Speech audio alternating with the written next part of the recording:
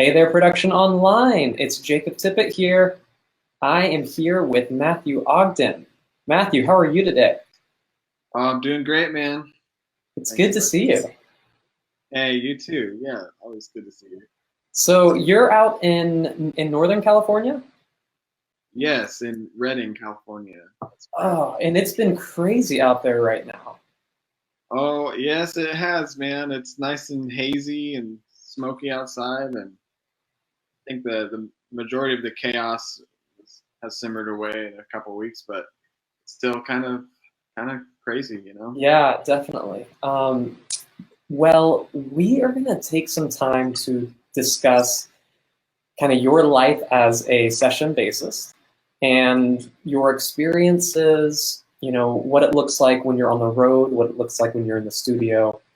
Because we're going to have a lot of people who have watched your class, some people who haven't watched your class. And we kind of just want to dive into what does it look like um, for someone who's in the industry. Yeah, that's awesome. Yeah. Well, let's start with something pretty simple. So, give us an overview of the day in the life of Matthew Ogden. Like, what is like the dream day for you when as a musician? Well, that's funny. There's so many different things that can be happening. I would say a dream day, if I have been on the road for a little bit and kind of back to back events, I I'm a homebody, and I just when I'm home, I can just be here, and I probably wake up and have coffee with my wife, and kind of relax, work on, then get jump into working on songs. And a session player is really a small part of what I do because I'm aiming really ambitious this year of into the whole production thing and making my own music and stuff. That's So incredible. yeah, that's kind of right now a dream day would be me sitting at home and cranking out songs and having fun in that sense in between events because this last half of the year was definitely more busy and full in terms of being gone. So like right now, I just love being home. Yeah, definitely. Let's take a detour there. That's really cool. So you are kind of getting more into producing. So what's kind of your setup right now?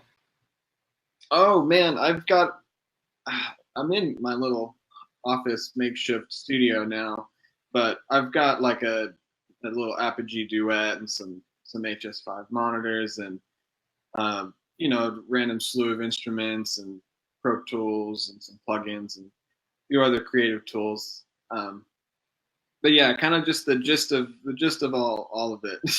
Yeah, Sort of definitely.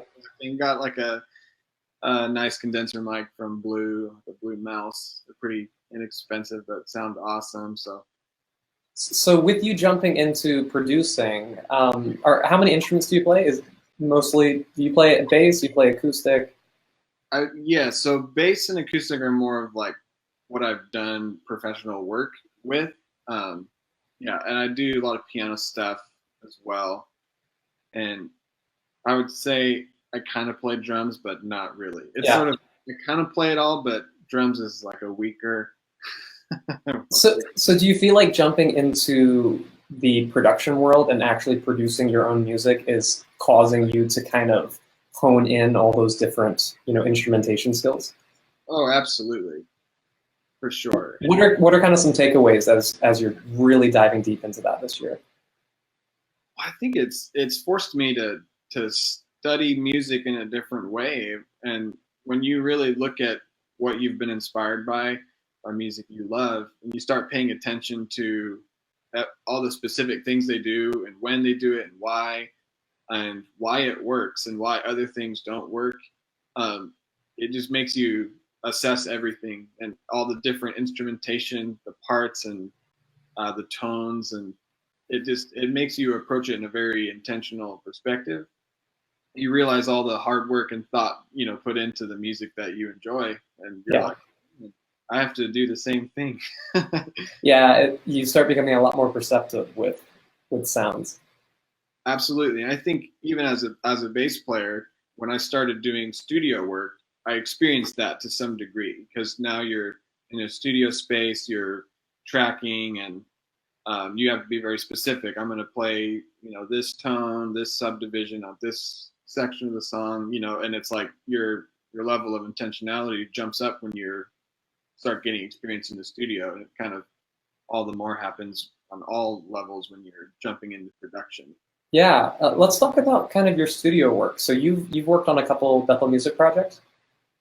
Yes, I have for probably the past 4 years or so. I've been a part of since "We Will Not Be Shaken" album and onwards. I've pretty much been a part of their stuff. So the fun part about studio work is a lot of times you're tracking with the producer in the room, obviously. So what's kind of some things when you first jumped into session work in the studio that you found was very different from your experience doing live bass playing? Ooh. I mean, the space in the studio is very forgiving. I've had the pleasure of working with some great guys that they know what they want. They know how to communicate to you, hey, do this. This is what I want it to sound like. And it makes it real. As a player, you're like, oh, great, cool. Like, it's easy for me to give you what you want. And there's also been those spaces where you're given a space to just do your own thing and create and see what you come up with. But for the most part, the studios, I was like really surprised. Like, oh, this is easy, relaxing. You can. I'm like, oh, you can just punch in wherever and just play and Yeah. kind of thing. Versus live, you're kind of like, I gotta nail this. When you're approaching tone for working in the studio, is it a lot of outboard gear? Are you focusing a lot more on, intonation and how you're playing? Like, I assume that the focus is probably different mentally. Yes, I'd say being with the producer and the engineer, my thought with that jumps to my playing more so and leaving them to dial what they want. Like I'll kind of jump in and do my normal setup. And, this is talking about projects that are church related. So it's like the sound, we've got pretty honed in. The guys that are doing the engineering and the production, I know how to give them what they want. So I kind of just do my normal setup on my board, DI kind of thing, and they have a couple cool outboard like compressors and different things that they'll use and stuff in the box of their computers and whatnot. So yeah. So give us your gear setup. Like what are you running? Well, I've been playing a jazz bass for a while. I think it was kind of late 2000s, like American Standard, something like that. They always have different names every year. They come out with their stuff, American Deluxe, Original, whatever. So yeah, I've been playing a jazz bass. I upgraded the pickups to Lawler J's, kind of opened them up nice and made it more responsive. I love the Aguilar stuff. I've been using their Tonehammer DI, and lately in the studio our direct box, we've used the Rupert Neves little RNDIs. Those sound really cool on bass. Just the low end on them is pretty fantastic. And yeah, like CLA compressors, awesome, and they love our bass, Renaissance bass waves. There's another UA has another version of it that's like a really cool low end thing where they take away all the low end you don't want, and boost the ones that just made quality. That's what we need. That's awesome. Yeah, so we just had a question pop in on when you're band directing, what are some principles that you use? Ooh, good question. Okay, well, one principle I carry is to not be too controlling. It's you have to find a balance and discern what being too involved is, and the reason I say that is I've experienced players that will, when there's a music director on stage, they'll kind of be crutched to that, and now you've taken away their instincts and their own ability to learn and feel out the other musicians, and I don't ever want to be that to the band. It's like I want to see them grow and not rely on me to be told how to feel what to play. Wow. taking away their musicality. But at the same time, you want to keep everybody on the same page and be helpful. So you have to discern how involved to be, what's too much or too little. And I'd also say, in our church world, when you're doing your thing as a music director, you've got to first have your craft down, Yeah. 100%. You know what you're doing. You know the songs, not even more so than yourself. Your own parts. You need to know the drum parts, the guitar parts, the keyboard parts, and what's in the tracks. Now it's like you have to know everything so that you have a voice for everything instead of just your own thing. So Wow. definitely, in my opinion, it takes a sort of mastery of your own thing, so your head can now jump towards the full picture for you to have a voice into. Definitely. And do you find that working with different worship leaders is a lot different, depending on, their leadership style? Yes, absolutely. I've done it with worship leaders that don't really like or prefer a music director, and people that rely heavily on it. Or everyone's different for sure. And oftentimes, for some worship leaders, I'll just run sound checks, kind of keep things organizing. But during an actual set, I'm very uninvolved and kind of there just to intro songs and outro songs. And during the actual song, I'm kind of not really giving many cues because they might think it's too distracting and stuff like that. Yeah, so that's how you would approach a worship leader who's less inclined to want music direction, is you would make sure that during practice you were keen on your cues. Yes, for sure. And yeah, I'll jump in if I have to. That's one thing.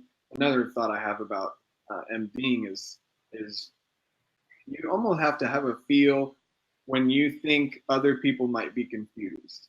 Hmm.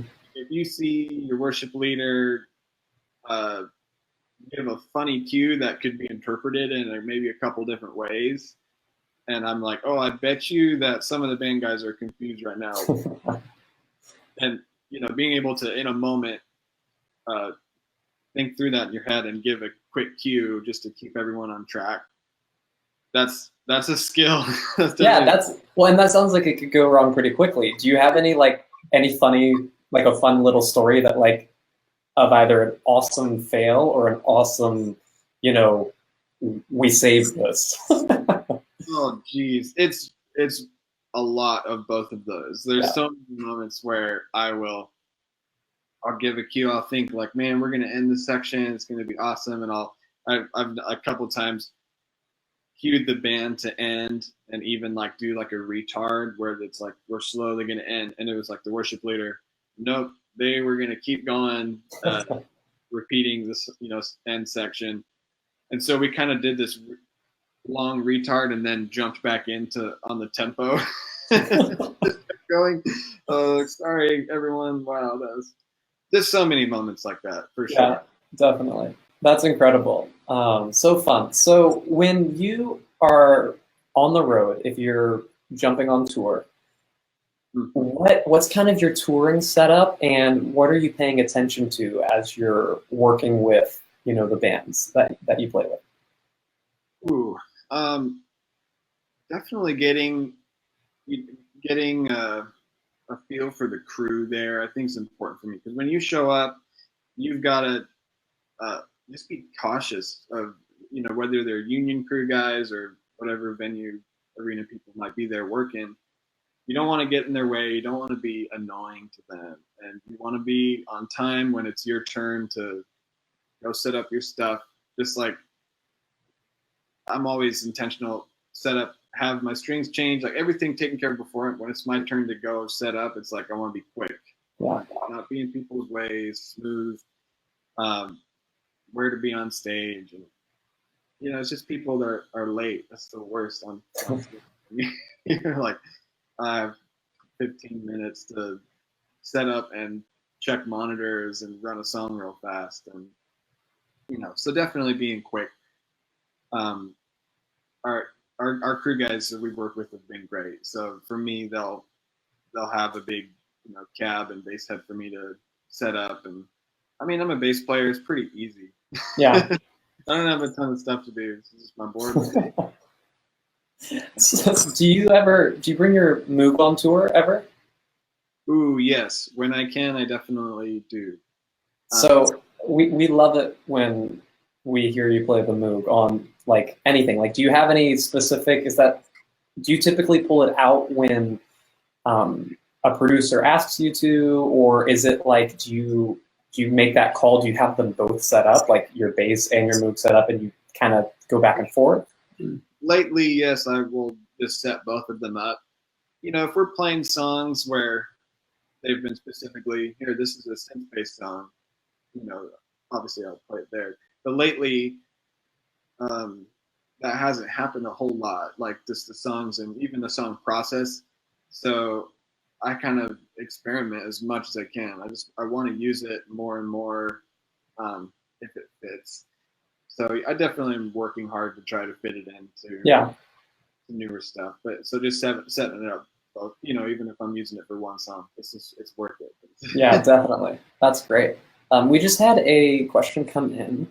What are some out-of-the-box things that you've done in the studio or live that translates well in an inspiring way? Wow.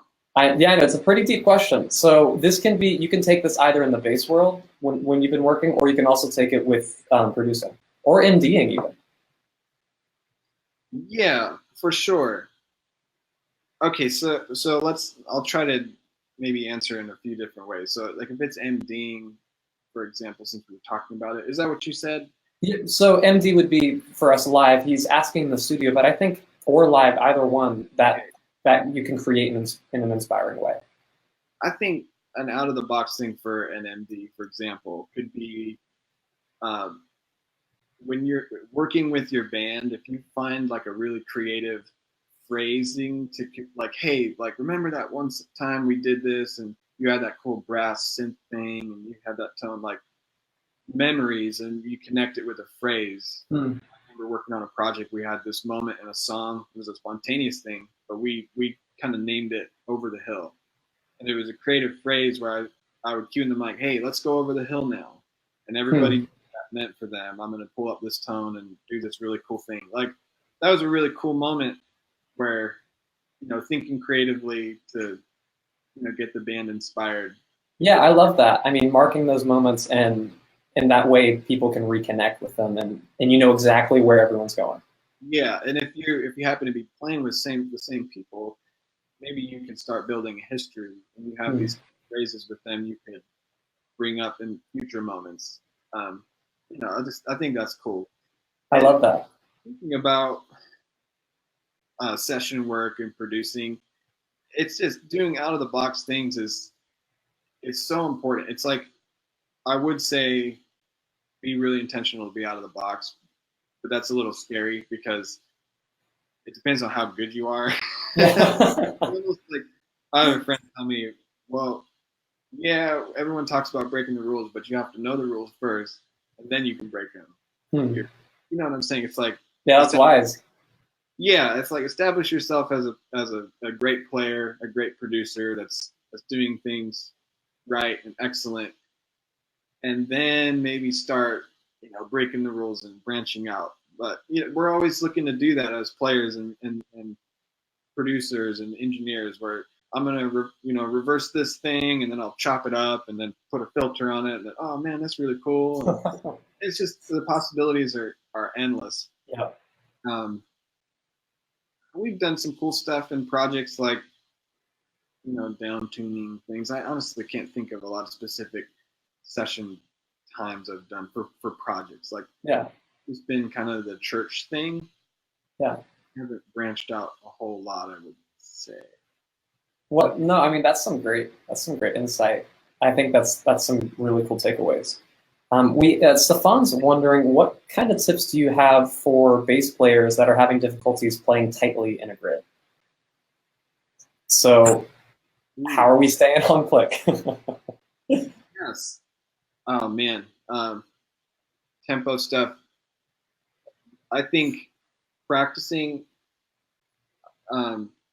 practicing with yourself, learning your tendencies. So if you have the ability to track yourself on your, if you have a laptop with GarageBand, if there's any way that you could record yourself in some sort of DAW, like do it and watch, visually when you're able to see your waveform, when you're hitting, are you tending to hit early or late or those kinds of things. Like, is your drummer really tight? Like, or is it hard for you to focus like on the click when your drummer is kind of veering behind or ahead, or because you want to follow him a bit, but then you're getting off tempo or kind of gets So there's some variables, but I think practicing at home, playing along the songs, and growing an ear for your internal clock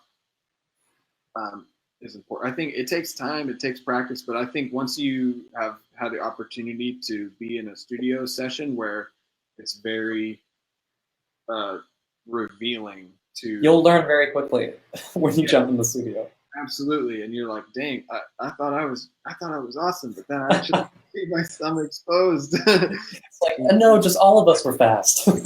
Yeah, and so that experience definitely grows you a lot. Wow. No, those are some great tips. Those are some really good tips. Well, last but not least, what I want to know is what's your favorite project that you've worked on?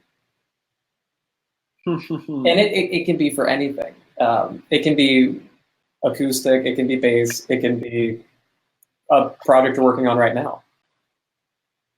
Well, I just did, it's just biased for me because it was a first. There's a project I'm working right now that's from a couple from Finland, and I think in Finland they've had their own thing going for a while, and it's like the black metal like thing is still alive and well. Really? Like, and they're like sending us these songs, and it's full on. They're like, we want to be like Evanescence, Muse, like, and I mean, I grew up. My dad was a metalhead, so I grew up listening to all like the hair metal bands. Yeah. And way more. So it's just the funniest thing for me right now that I'm working and producing this project, and I'm doing all these things that I thought was like the coolest thing when I was a kid, but nowadays, like I'm kind of, it's just not so cool. Like now it's like the pop thing, and yeah. It's funny, the times have changed, but now I'm going back and visiting and trying to like achieve all these guitar tones and crazy things that I would have never thought I'd be doing. But I'm having a lot of fun with it. Just making like really intense, veering on the edge of metal music. That's hilarious. That's so cool that you're working with a couple out of Finland on a metal project. Yeah, not like the most unexpected thing. Like that wasn't what I was expecting to come out of your mouth, but I mean, I think it's great. I think, well, and the reason I'd say that's one of my favorite projects is because it's been the most stretching, and yeah, a lot of things I've done have been church worship, and it's been so fun and amazing, and there's always that challenge of not being repetitive, challenging yourself. What new can you do? Granted, it's very dependent on the different producers you work with, and whichever project Bethel's done has been so many different producers, so it's been a different experience every time.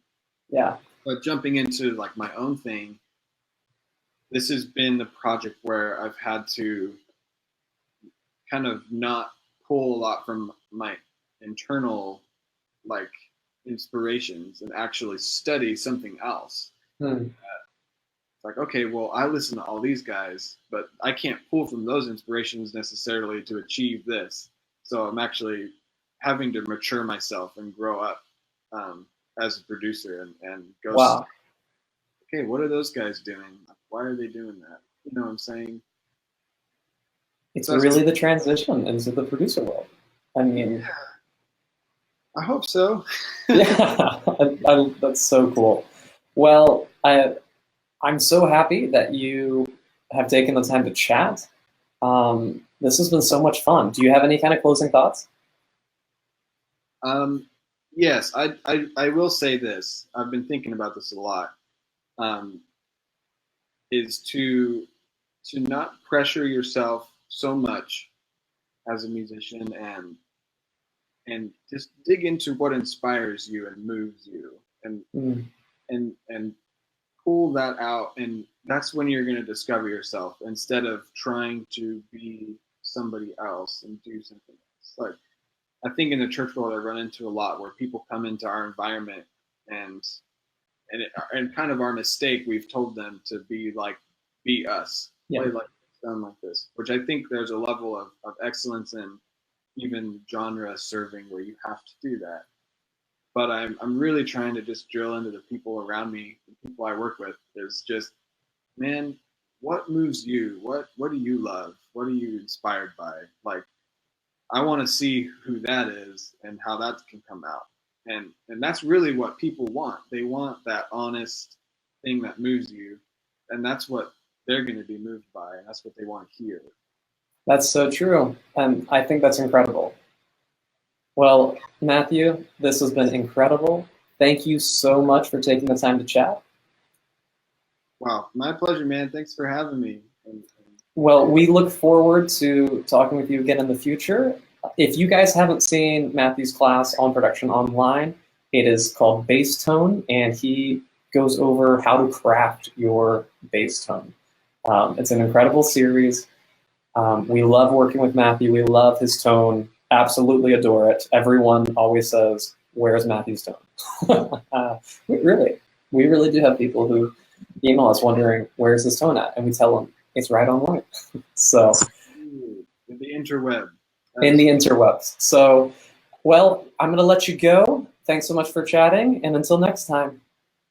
Yes, until next time. Have a wonderful day. Thank you. You as well.